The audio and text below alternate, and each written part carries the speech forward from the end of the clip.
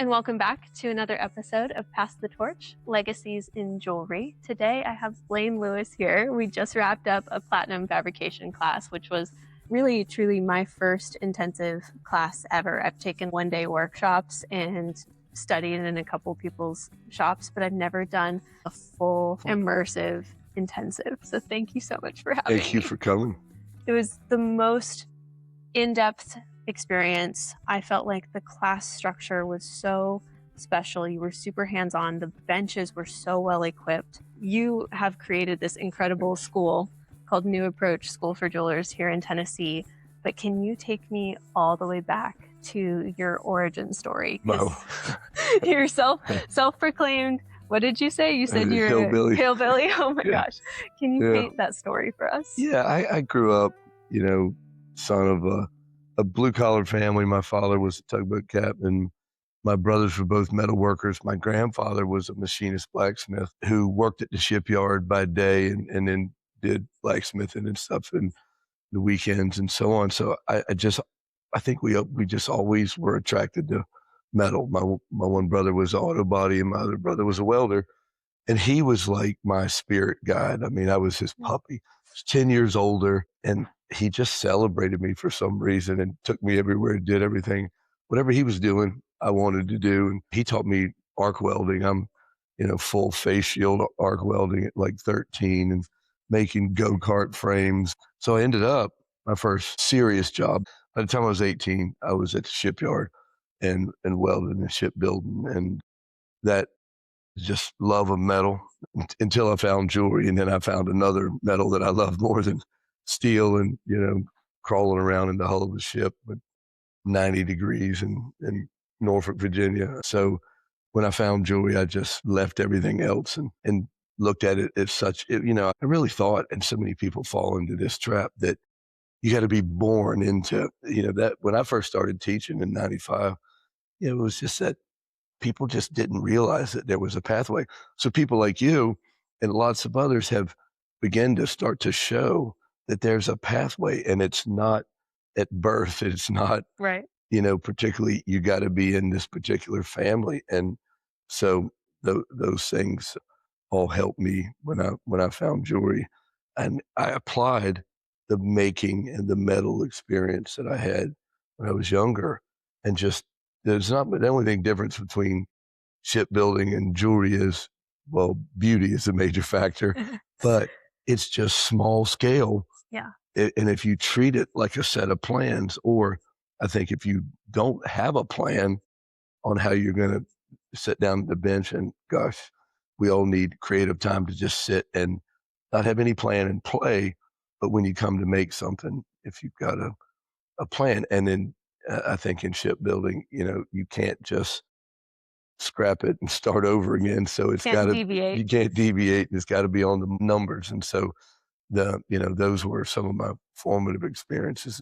I just rolled right into jewelry with a deeper understanding of metal.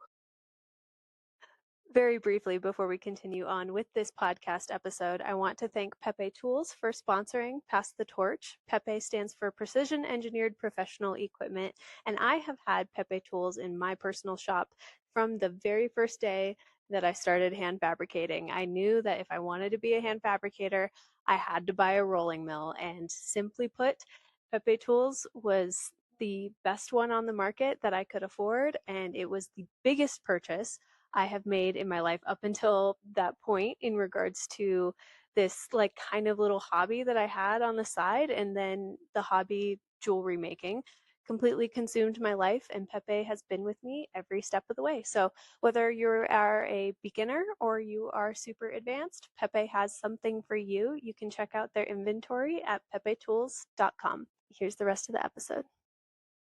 I was not particularly a lover of reading and different things, but when I found jewelry, the experiences I had in the shipyard, I had to study to make a pay grade, to make the next step up. And if you were going to rise in jewelry, if you were going to rise in welding, you had to get certification, so you had to study.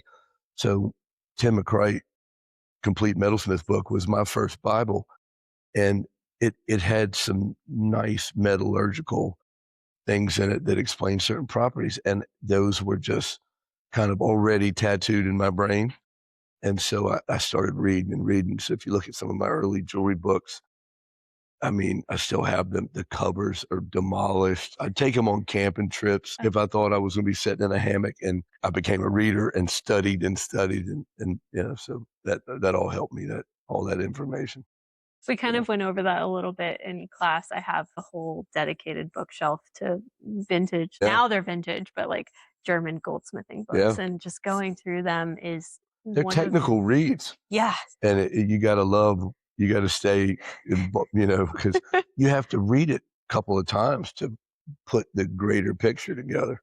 Right. And so, Tell me a little bit, you referenced this in our class, but talk to me about what you would do to make sure that you played at the bench, because I think that that was such a formative element of your metalsmithing. I did a bunch of self-learning through different books.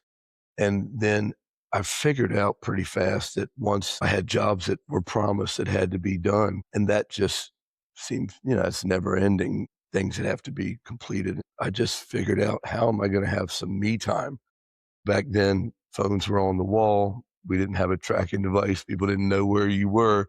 So the company that I did all my trade work for as a subcontractor, I would tell them on a particular time when I felt like that I needed to grow. I needed to play, like, kids play, and how it fosters creativity. Within the realm of ideas, in that playtime, I would just tell them that I was on vacation, and so the phone didn't ring. Yeah. And I had really quiet time, and I took a work vacation. Is what I would do, is I would spend that time, just a whole week of doing things like fantasizing about, I wonder if I did this, would it work? I wonder if I did this. And I think one of the blessings for me was that I wasn't raised in a shop where I had to conform. The kind of blazing a path on my own ended up, I think, being one of the best things for me, because I learned to think outside the maze that everybody had been walking. And that in itself, I think, fostered me to kind of break certain molds. Well, and I think you've, to some capacity, created that here. I was talking to a couple people about my experience here the last week, and I was like, it was summer camp for jewelers. Yeah. It's so, it plucks you out of your environment, but it keeps you focused on the work, and you get to discover and you get to think creatively. And the class was just so well structured. So what I did for myself back then, and the choices of schools were almost non-existent then. We were at a point where a lot of those schools, some of the best ones, Bowman's Technical and Lenox, Pennsylvania, and others, had started to kind of like wane off a bit. And it, coming here as a student is somewhat similar to that, because nobody's coming from the front saying, Miss Jones's ring's got to be ready at noon. It's a copycat of that experience, in a sense of, I think that's where people just love to come here, because they really get time to breathe and think and be creative. Yeah. There's so many special things about this place. I want to have you talk about your lovely bride, Jill, because you met when you were 15, and you have described her as the hardest working person in this company. And I can tell, just walking around this place, that there are so many little touches that I can just tell are from her. She's the mom with everybody, and she was a dental hygienist, and she was a caregiver, and she always got she just, in any office she ever worked in, they gave her the difficult patients, because she just had such a warm, wonderful way of nobody's happy to go to the dentist, so she's constantly dealing with that. She wears a lot of hats, and she's a machine. I've never seen it. She just never gives up and doesn't quit till the job is done. And it's beautiful too, because we spend all this time together. Some people couldn't work with a spouse, but we just, I think if we're away from each other for a week, we miss each other terribly.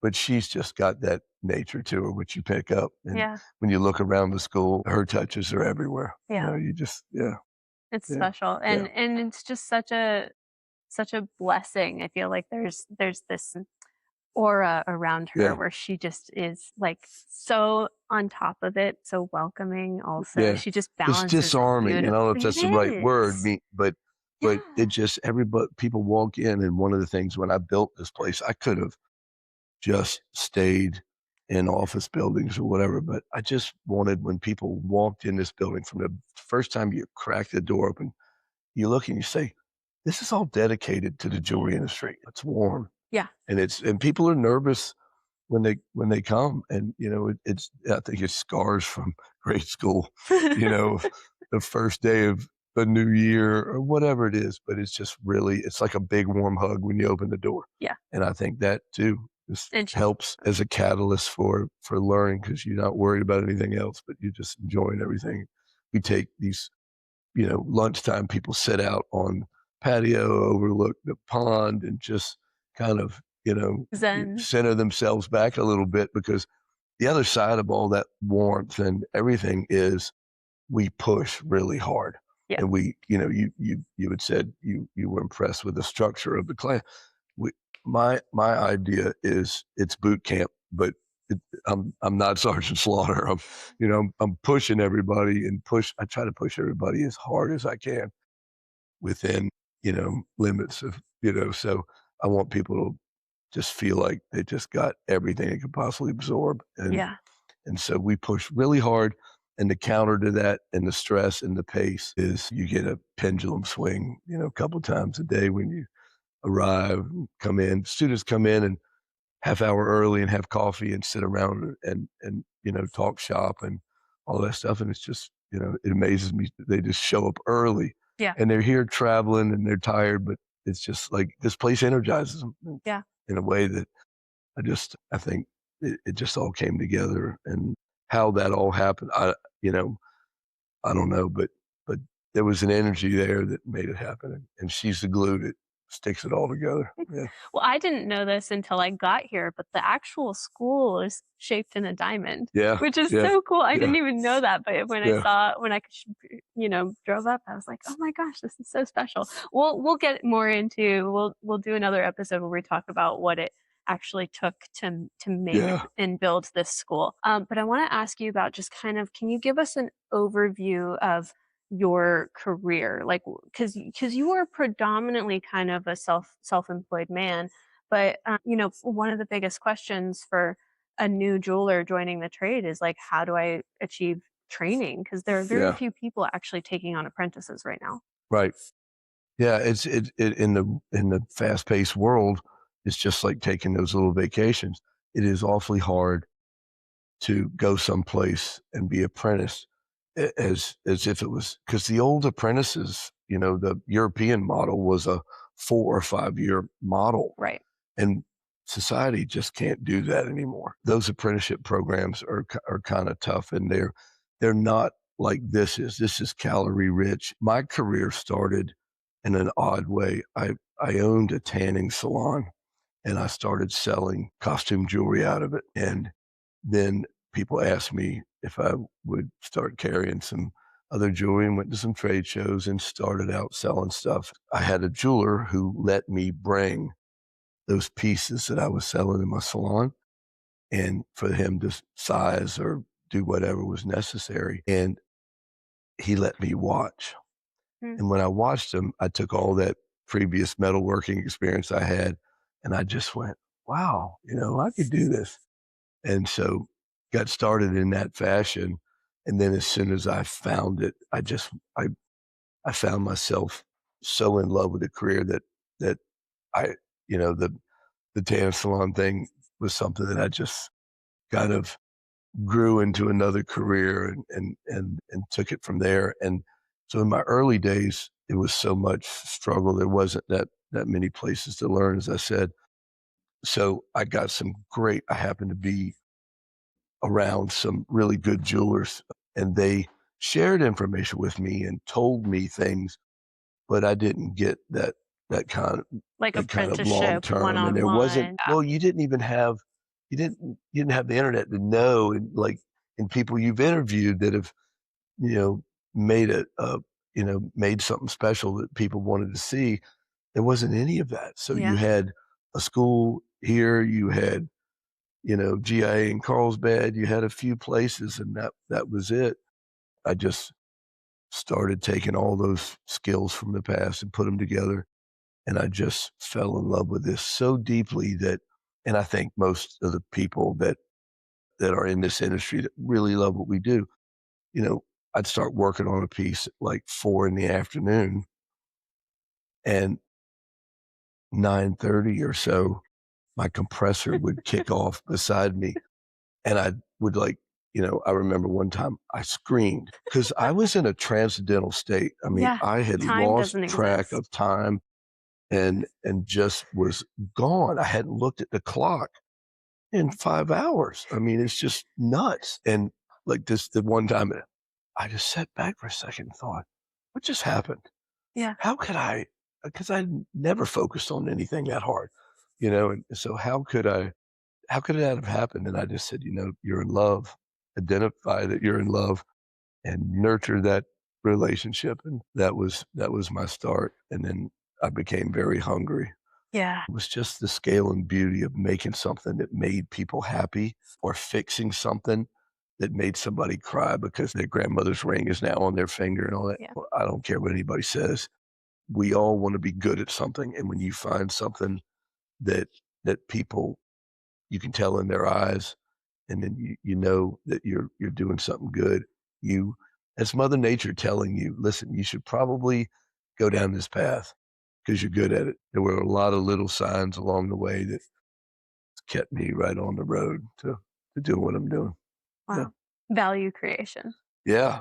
Just those, something about it. And I don't know if it's old soul or whatever, but something about it just, I had never, ever, it was like riding a lightning bolt. I had never experienced anything like the feeling that I had when I started. And it was just like undeniable. So it was real obvious. Yeah. Go this way. Yeah. Yeah. That's special. You articulated that beautifully. That's really, Well, really special. You look like you're almost like choking up yeah. because it just Oh, means it means so much. I got to be careful because I'll get verklempt. Yeah. You're Yeah. you love it. You love Yeah. what you Oh, do. yeah. Yeah. It's like people ask me, why'd you build all this? Because I just wanted it to be something so much better than an office building or whatever. And you love it. When you love what you do, it takes over. Yeah. It takes over. Yeah. Yeah. Thank you. A lot of the jewelers that come through these doors are also small business owners. Owning a small business is its own kind of craft. Do you Yeah. have any advice for small business owners?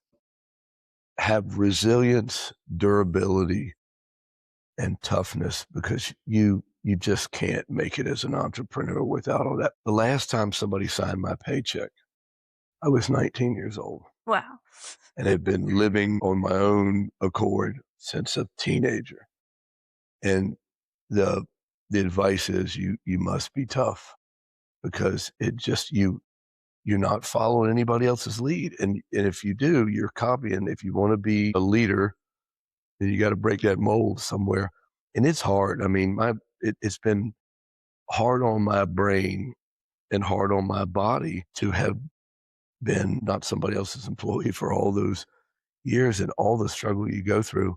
But to me, I would, it, my life, it probably cost 5 years of my natural life, maybe, because there's a price to pay Yeah. for stress and everything. But knowing what I know now and looking, I do everything the same. I wouldn't change a Right. thing because without struggle, it just, you don't, I mean, look, what do we love in sports? The underdog, the come from behind, the winner in the face of impossible odds. Totally. And that we celebrate that and we worship it. I try to live it, just on a day-to-day basis of that's what you got to do, but it's not for the faint of heart, I'll tell you that. So all right, in a simpler term, stick to it in this and just having a singular focus, a compass point that you don't deviate from. Yeah.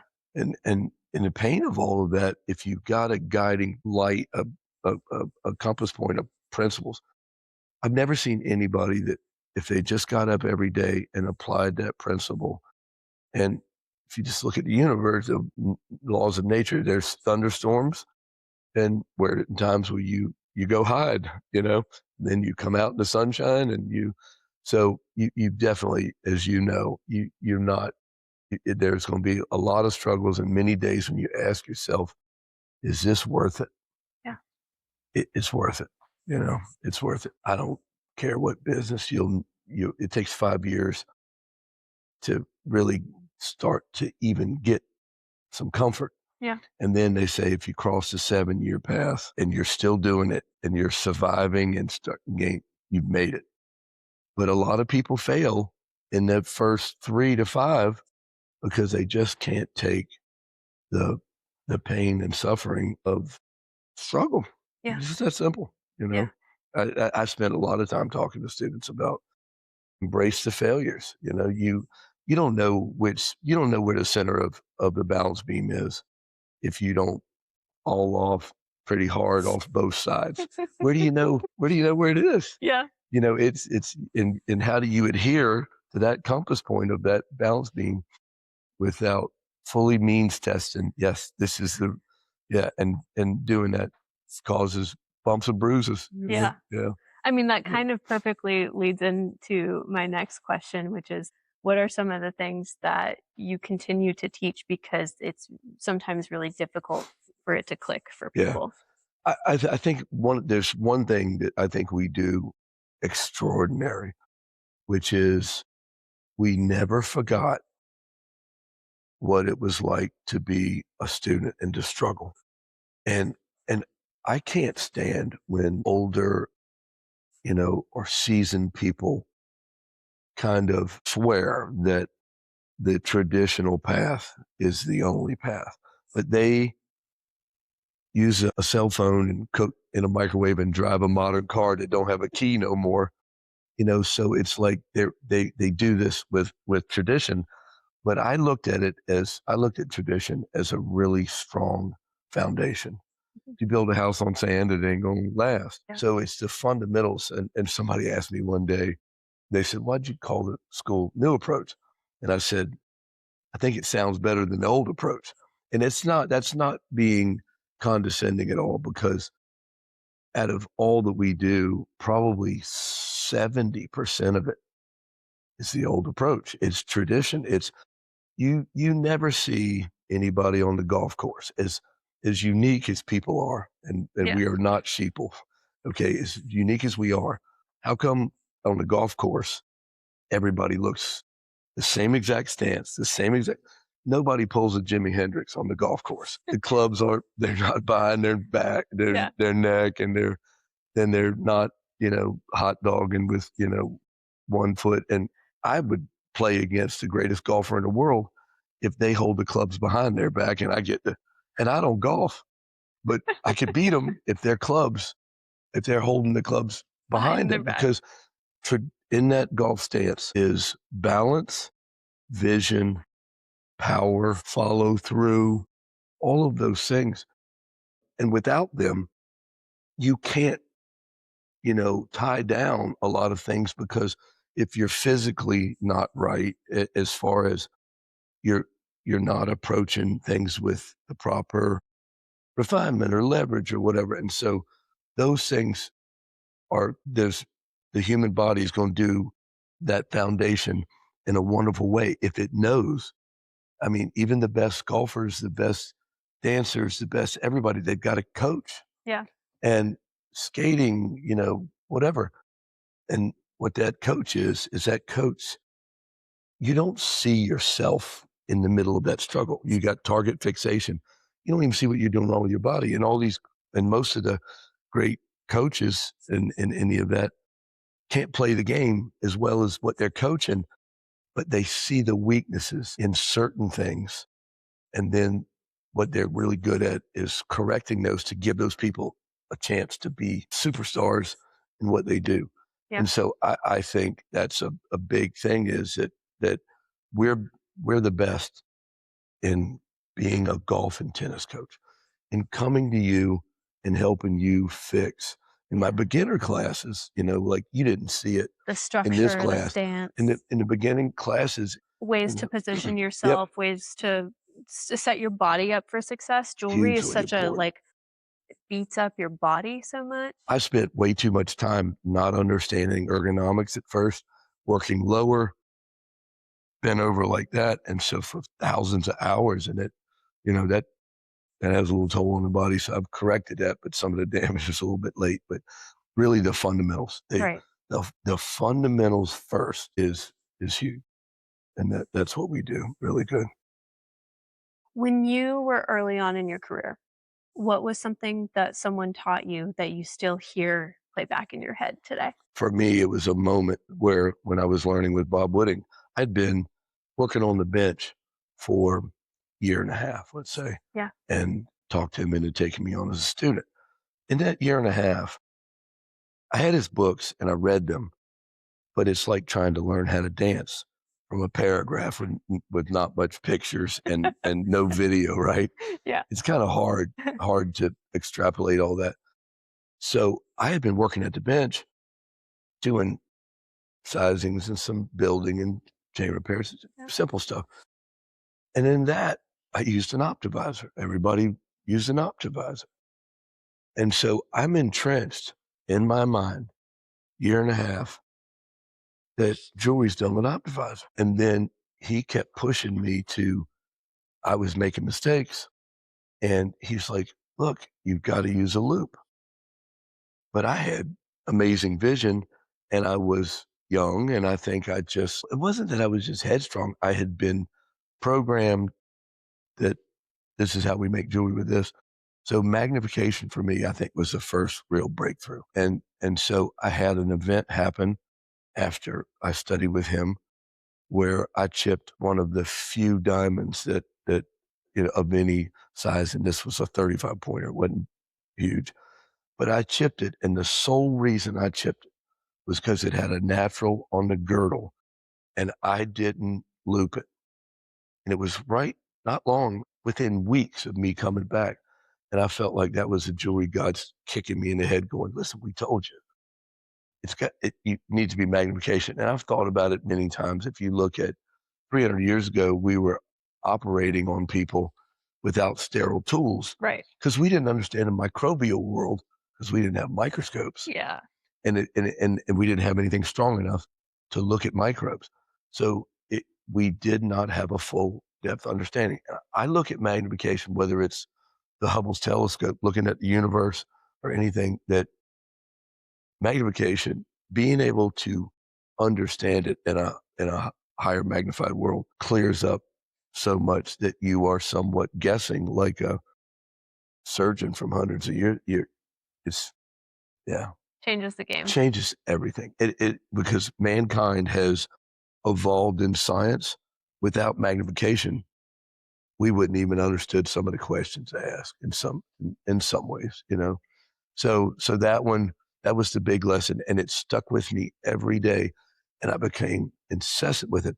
This this when I started, nobody was using a microscope except for some hand engravers, and by then, hand engraving was it was such a specialty art, and there wasn't that many, so you just really didn't know about it, right? But I used to take a loop with my left eye and cut seats with a flex shaft. I became so addicted to it after that boot to the head. So I think that catapulted my career forward because Yeah. I was literally torturing myself to look through one eye at a loop to make sure that the bearings, the seats, and the things that I cut were so clear in my head. So I think one of the reasons that jewelry's hard to learn is if jewelry was the size of beach balls and garden gates Right. and, basic stuff, everybody would do it. Yeah. The key, I think, is the rabbit hole of what that loop does teleports you into a whole nother realm. And when you magnify it, it becomes in our head like the size of a beach ball or the size of Yeah. a garden gate that won't close right. Well, it's obvious it's hitting right here. But I think it's that lack of really understanding the magnification how important it is. And it's hard to grow. There's studies that kids that needed glasses, but nobody knew. By the time they get glasses, their learning curve suffers a few years Yeah. before they get caught because they were looking at the chalkboard and it was blurry. They couldn't input information as well because it wasn't as clear. Yeah. So to me, that one thing, Yeah. like within 2 weeks of coming back, just Stuck with you? stuck with me, and that's the big thing. It's so funny that you say that because I've worked in the jewelry industry now for six going on 7 years, and I used to work at a shop that was a traditional fabrication shop. They all use optivisors, and I It remember asking them like, "Do you want to?" And they were Right. like, "No." And I was like, "I feel like you're like You're missing missing something. out." You're Yeah.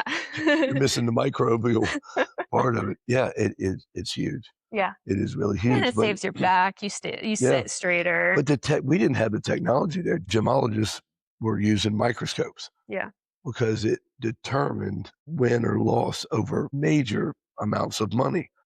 But what are all grades done at a 10 power loop?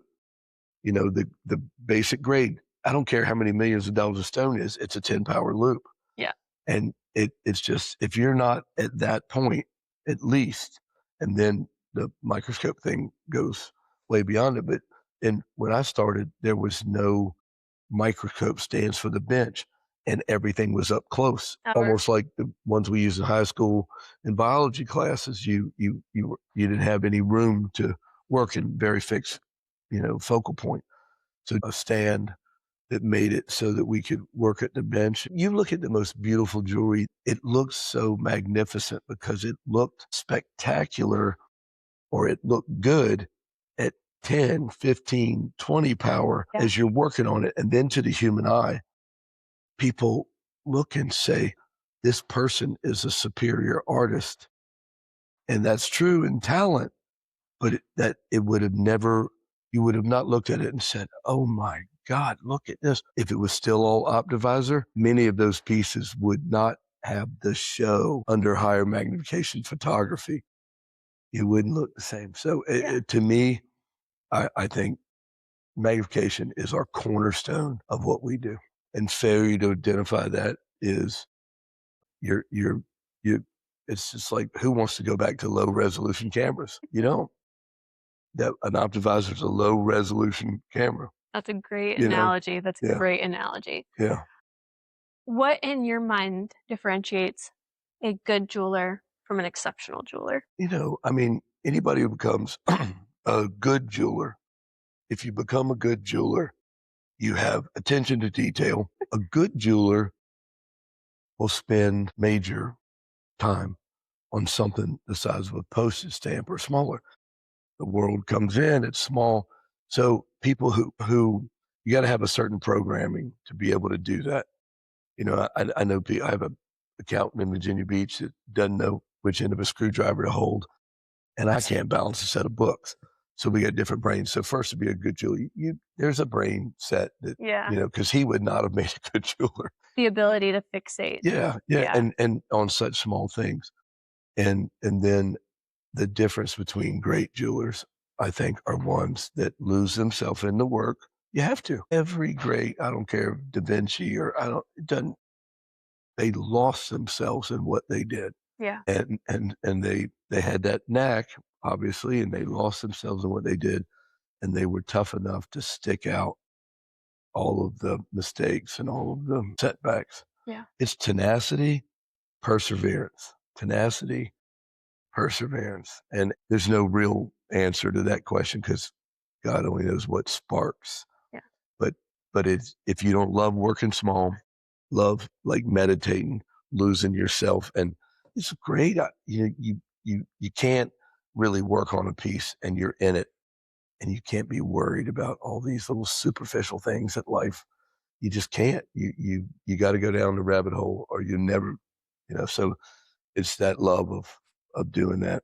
Of locking in a little bit and just Yeah, kind of and existing in a smaller world, like you said. a good jeweler is a great problem solver. Yeah. So Engineer. being able to look at the dominoes and being able to prevent them from going a bad way. So that mechanical, that those simple mechanics. And then the great jeweler is nothing more. What makes somebody an expert? And that is somebody who's failed at a very narrow subject many, many times, because a great jeweler never comes from it was all easy. I mean, and so the problem solving aspect, which I absolutely love, the thing that makes me like happy and feel like, yeah, today I won, today I won, is being backed in a corner with no way on the surface, no way out, and then problem solving. And I do my best work under intense pressure. That thing of like, what am I going to do now? Yeah. And so that kind of, you have to kind of like that, and then you feel like in some ways you can apply some of those principles to life, because you get backed in a corner, and no is not an option, and failure, is after you get up there to you're a great jeweler, Yeah. the failures go away because you've definitely made enough mistakes. Jason and I and tons of people, we get asked to consult, and so I've gone into a couple of very famous factories in America, and they bring us in because they've got a problem. They developed a new style, but that style, from a foundational standpoint, has got structural weaknesses, Flaws. Yeah. and we can walk into a place and within a day we've got it all figured out, because we failed a lot, and we could say, don't step on that landmine, don't go, don't walk off that cliff. And so all of that is greatness never happens without all the struggles. I can definitely personally attest to that because I just passed my 1 year benchmark at the bench. Now been a bench jeweler for exactly 1 year. I have to say, I have never felt so much self confidence, and I'm not good. Like I walk in and I'm like, I feel like the least talented person in every room that I walk into, but I am confident because I feel capable. Like, I Yeah, feel like problem I solving. have been able to figure a few things out. And then looking at what you've done, you've got a mind that likes that. Like we've talked about, pressures you've had in the past, and if it's creative energy for me, Yeah. it's like drinking an energy drink. Fixing problems that other people would have walked away from makes me feel, and everybody, we all have, you know, a healthy ego is one that just wants to do a good job every day and maybe get better. And mine gets fed. My sense of accomplishment and my sense of well-being is that I was smarter than the problem that I had to solve. I love that. That is the fuel, I was so smarter than the problem that I had to to solve. solve. I'm And gonna remember that. yeah, and it's just little stuff, and you don't walk to the grocery store and say, you know, "I made this amazing piece of jewelry today." Nobody cares, but we care. Yeah. And yeah, yeah, Yeah. so it makes me feel like, yeah, you know, my mom always said I was special, and I was dumb enough as a little kid to believe her, and then I kept believing, you know, she's probably fibbing a little bit, but, it's in, you just in that belief, you just keep getting better, you know? And it's Yeah, meaningful. yeah. It gives so much meaning. I can't imagine. I'm so glad that I didn't follow the people who just like, "I hate my corporate job. I hate," and they start doing this, and they fall in love with, and we're not just like the raven attracted to shiny things. It's the making of something Mhm. that is really, and so they ditch the corporate job or working for a company where they don't feel appreciated, and they're making pretty pieces for people. They feel appreciated. That's fuel. I don't care what anybody says. Feeling like you did a little something good is a healthy ego. Yeah. It's, if you don't have it, you know, you know, I don't know where you derive your joy from, but as far as from a work aspect, Yeah. yeah, Yeah. yeah, Well, you bring people in from a very early stage. This is, I think, probably the best place to land sort of as a new beginner jeweler. You have people in here for 3 months. You do a 3 month intensive program. yeah. What would you identify as the toughest thing to teach to the newcomers, and how do you know when it clicks?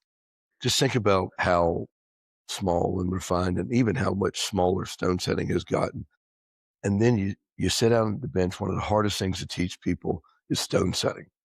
And one of the reasons is it's just like I was traumatized when I chipped my first stone. Traumatized. That story, maybe I'll tell you later, but I was traumatized. I had damaged somebody's personal belonging, and the stone's not fixable. The metal is fixable, right? Yeah. So the hardest thing to teach people in stone setting is, I think, the fact that we are micro machinists. You know, we're cutting, okay, and we rely on the human hand as the machine. So when you punch something in as a machinist, you punch your numbers into the machine and the piece doesn't give. It's locked down solid and the machining head is super precision. I mean, we make spacecraft. I mean, it's super precision and everything, our modern motors, everything. And then you come in with this burr and you've got this thing that if you make a mistake and when you fall off that balance beam, you start to wreck things. And it's helping people because I could have used the word teaching people that you help them gain. And it goes back to that golf or tennis coach thing. If you set up things right, things have the highest chance for success. And teaching the fine motor skills of being able to do that is the hard thing. Yeah. And because not everybody, I've seen people who weren't really wired perfectly that way, and in 3 months, all of a sudden become beast because they might not have been really mechanical. They might not have taken apart their bicycle or the toaster oven or any of that when they were kids. But it doesn't mean that they don't have that fertile soil in their head. It just hadn't seen enough sunshine and water to germinate. And I get to watch people who were not particularly mechanical, Yeah. but love jewelry. I get to see, you can see that light switch kick on. And when it does, it's amazing. I mean, it is absolutely amazing to watch. This was something that I did when Tiffany's had hired me in 2010 to train a whole new factory of people. And they hadn't done that in a long time. Everything grew organically and we had to grow it fast. I had to interview 350 people and I had to pick 65. And coming from the factory, the decision makers weren't the jewelers. So they didn't have a way for me to interview somebody like you and figure out whether you had decent dexterity or whether you Right. had horrible dexterity. So I said, do you have a dexterity test or anything? And the people that I were talking to didn't know they had it. So I'm agonizing about it the night before I start interviewing. So I'm like, what am I going to do with it? So it hit me. And I went to Walmart and I bought the game of Operation, put the Yes. clown. Yes. And so about 3 weeks later, a lot of the higher ups in the company flew down to see their new factory and how it was going. They walk in the door. I'm interviewing people. With an operation game. I swear. Guess what happened? 2 days later, I had a dexterity test that came from their diamond department that everybody that I was dealing with. But So when you asked identifying for a dexterity test, they looked at you like you had 3 heads, and you're yes, like, all right, yeah, I'm going to okay, figure out a dexterity yeah. test. So but they thought that was beneath. Like come on into my office. And here's this stretched out clown. Yeah. Yeah, That's it was kind of funny. hilarious. Yeah. So it is in teaching stone setting, it is getting people to, and I think that's one of the things that magnification does too. If your dexterity is not as refined, I mean, we expect brain surgeons to be using a microscope. If your dexterity is not as refined, as soon as you start looking at things really highly magnified, you're shaking like a leaf on a tree, right? It's like you might as well be trying to open a car door with a coat hanger. It's like rang, rang, rang. And that in itself brings you in, and all of a sudden your body goes, oh, this is not me writing. This is a different game. And so I help them with that. Once they get that, and through just good old fashioned principles of machining, but in that correlation I was making between machinists, we have to have fine motor control, and then we have to have techniques that allow you to have a high success rate chance of being able to cut a precision bearing. Anybody can go in there and chew it up, but it is dialing people in, and that goes back to that golf tennis coach thing that I think a lot of places skip past that. Without fine motor skill, you can't drink 2 Red Bulls and sit down and do micro pave, so People try. they try, but but Yeah. I think that thing, and once they can conquer that thing about, stone setting has been so hard to learn, because if you make a mistake with somebody, it's massive, but you can normally fix metal, right? So the beauty of what I get to do is that I tell everybody, you start cutting seats, think about it. You learn to play golf, you get a bucket of balls at the range, and you start swinging. Yeah. And you swing and you practice. swing. This is something that I always say, and it really, people say, that thing you told me, if a golf ball was green and worth $2,000, you'd never learn to play, because you would never hit it further than 20 feet, because you'd never find it in the middle of a big green field. So it's that value of the stone and your anxieties of making a mistake. Sure. And you don't take all these free swings. So when you're learning on CZs, you break it, that's just a learning experience. It's not a learning experience and a financial responsibility. Right. And when you drop all of that anxiety out of somebody, all of a sudden they just start swinging the golf club. Yeah. And they're not traumatized by their mistake, and they rather quickly learn by just keep swinging. Oh, I think I got this going the way I want it. Repetitive, cheap mistakes, cornerstone to getting people to go forward. I love Yeah. that. That's fantastic. And I think that's why there are so many great jewelers that started out in repair. Oh, Because Jason and I talked about that too. I tell 12-week students who come here that are then looking for a job, go into a place that does all those repairs, because people with not so fine jewelry still need repairs. Working on junk teaches you more than being super selective and only staying in your lane, because repairs force you out of your lane. Right. And that's, yeah. So on a personal note, we have spent a week in the shop together. Yeah. Do you have any advice for me personally as a jeweler? You've now seen me work, and do you have any feedback? It's pretty easy, because once I got some education, and you've been very smart to go and be around people and interview people and get that, stay on the path you're on, because you're on that path to growth and not being comfortable and stretching yourself beyond what your limits are today. That's how you get there. I just did similar, as far as I was not going to be comfortable with mediocrity. So if, I always try to surround myself with knowledgeable people and be a sponge. Yeah. And yeah. Learn through osmosis. Just be around, have it embed in the green. But you're taking a path that is, you don't want to do a 4-year low intensity, apprenticeship, because you know that you can do better and you can achieve it quicker than that. And so I wouldn't give you any advice to change your path. You're rising so fast. Keep riding the rocket, I'm having a lot of fun. Yeah. I'm having a lot of fun. Yeah.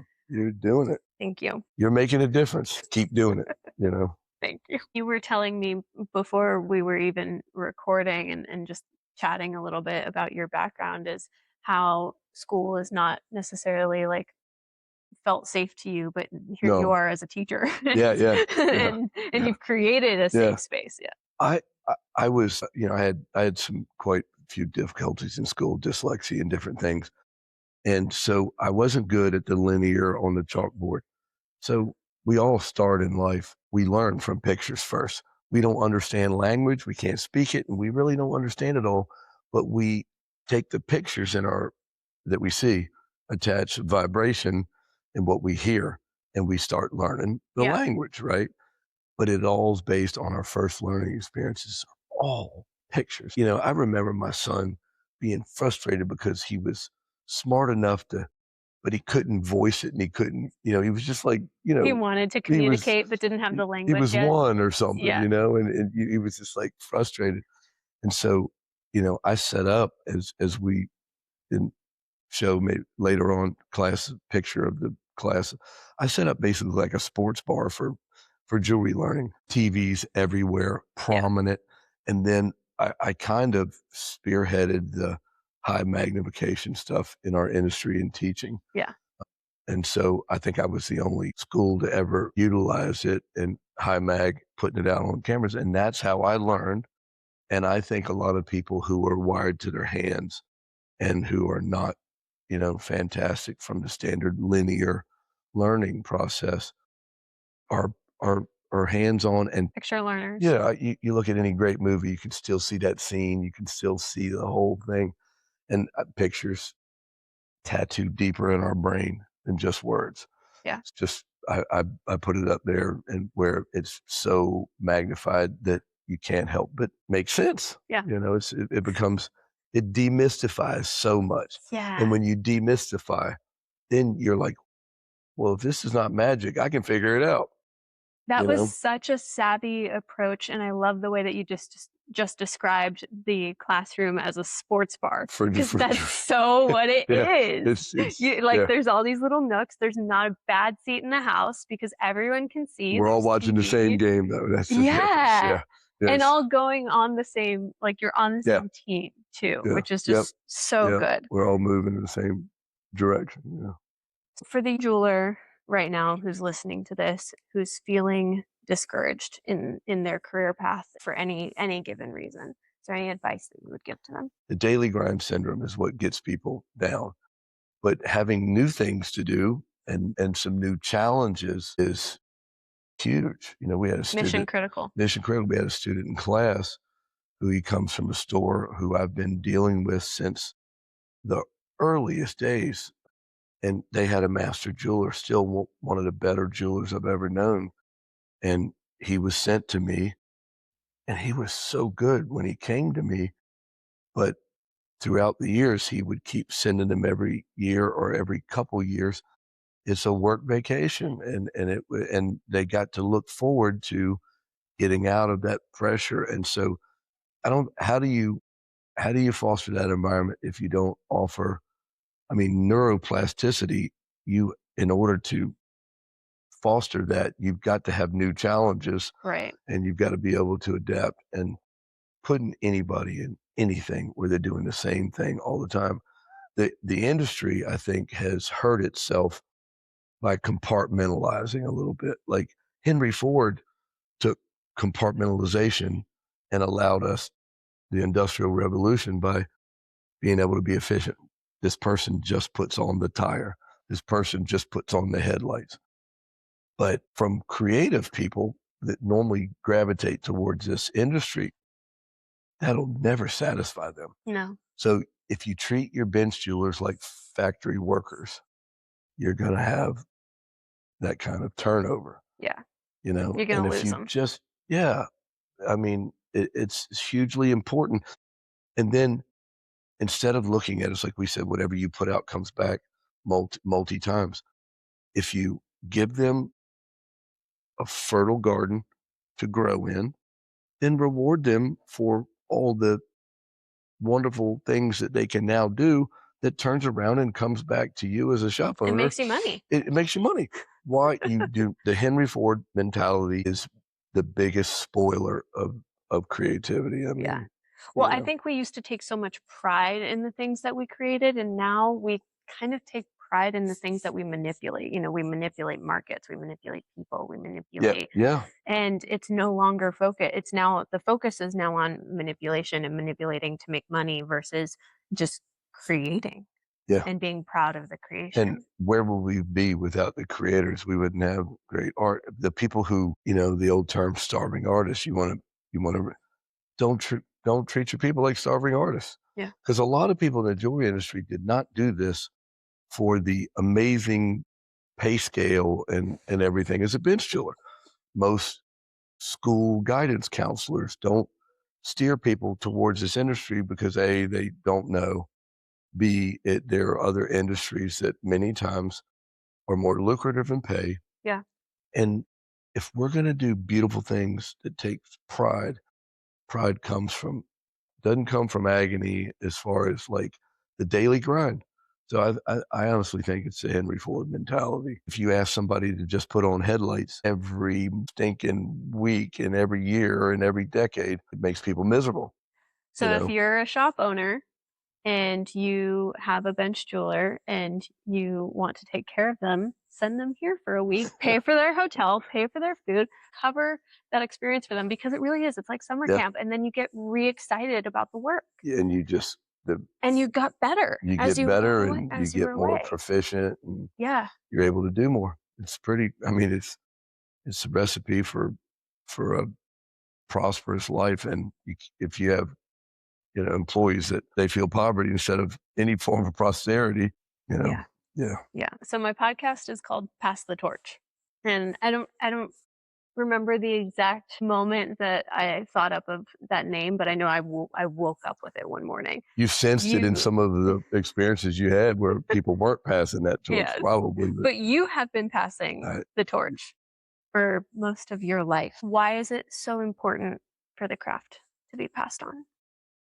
Because we won't have one if nobody taught it. And so I passed the torch because I found the thing that I was so in love with and wanted to share. I hope that my students, if I couldn't put in a bottle all of the things that I felt. So when I passed the torch, all that wonderfulness of learning and doing beautiful things, it's because I hope that they have a fraction of the joy that I ended up with, even though I went to bed crying sometimes, literally just in agony. I passed the torch, I think, because I want other people to make a happy life out of making. Yeah. The opportunity to create beauty, Yeah. to add beauty to the world. To the world, yeah. And so, And all of those things are why I, didn't sit back and didn't play comfortable, but just pushed it and ran around the country teaching and all that. I just love that feeling of saying, you know what, I bet they kind of felt like I felt when I learned and when I made breakthroughs. Yeah. It's still an indescribable feeling. Yeah. Yeah. Last question for you. I do always ask my guests if there was anyone else I were to interview, who would you recommend? Who would I recommend? Oh my gosh, you've already. Who haven't you interviewed that I would think would be Chris Pampalonia Designs. He evolved and he has a factory of like 60 people in Dallas. And he does a lot of work for people that I wouldn't want to even name. He's a guy. Now that would give you an entrepreneurial side to look at. Yeah. As far as talent wise, Gary Rowe, and he's been mentioned, I'm sure Jason maybe or whatever. I have never interviewed Gary Rowe. You've heard. Yeah, I of course know who he is. I have messaged him and we have exchanged that I am interested in having him on the podcast. So hopefully we'll make that happen very soon. Yeah. Gary Rowe from a technical side, and because he was one of your students. He was in the first class I taught in Maine. Wow. As a matter of fact, he was in my brochures for a long time. And then he did that class, and then that was my advanced son class. And then he came to Virginia Beach, and he was in the same class that Jason was in when he learned under Horatz McGizian. And then he came back years later and took he took the class you just took. If I'm not, I'd about swear my life on it. He took that class. Then he started taking classes from Jason when Jason became sensei. Yeah. And so Gary Rowe and Chris Pampalonia. That's a Now, great. Chris Pampalonia from an entrepreneurial side. entrepreneurial standpoint, he's sharp, and he's accomplished an awful lot. Cool. Yes, Yeah, and he's a that's nice guy, and I couldn't imagine him saying no, especially if I called him and said, "Hey, Connect me. before you cold call and give him a little bit of lowdown." I'm coming back 2 more times this year. I'll be here for the advanced stone setting in August, and then I'll be here for Jason's intro pave class in November, which I know I definitely, I think he also does like a 10-day intensive, which is like, the advanced one, and I want to give myself a few years maybe before I take that class. that one's intense. Yeah, a few more foundational bricks before you take that one. Yeah. But I'm just so grateful that you guys are here, and I'm so grateful that this was a place that I could come and feel revitalized. And I'm going back to, I built my own little shop recently, and I'm just going to go back and I'm going to tinker and I'm going to play and I'm going to hopefully get some jobs and keep providing. And how is that side of it coming? I mean, yeah, so I have been doing a little bit of like B2B, which has been paying the bills pretty much, contract work and just doing a couple of things. It's less repair and more so like actual fabrication. I like have been making pieces for other people. And then I've just gotten by word of mouth. I've never done any advertising. I'm just doing like custom commissions. Yeah. What year do you think you're going to interview yourself? Oh no. Because you're going to have a big story to tell. I hope so. Yeah. I think I'm trying to tell it now, to be honest. I think I've been trying to document it as I go. It's an incomplete story. Wait till. Yeah. Blaine Lewis, thank you. Thank you so much. You are so just incredible. This is a special place, and I'm grateful to be here. So thank you. Glad you're here. Glad you came. Thanks for listening to this episode, and I will be back. We'll do another episode the next time I'm out here talking about the school and what it took to build. I really just, I want to get all the nitty gritty. You said it almost killed you, so I want to hear that story. So it was good, in a good way. In a good way. Yeah. Awesome. Thank you so much. Have a great rest of your day, and we'll see you on the next episode. Cheers.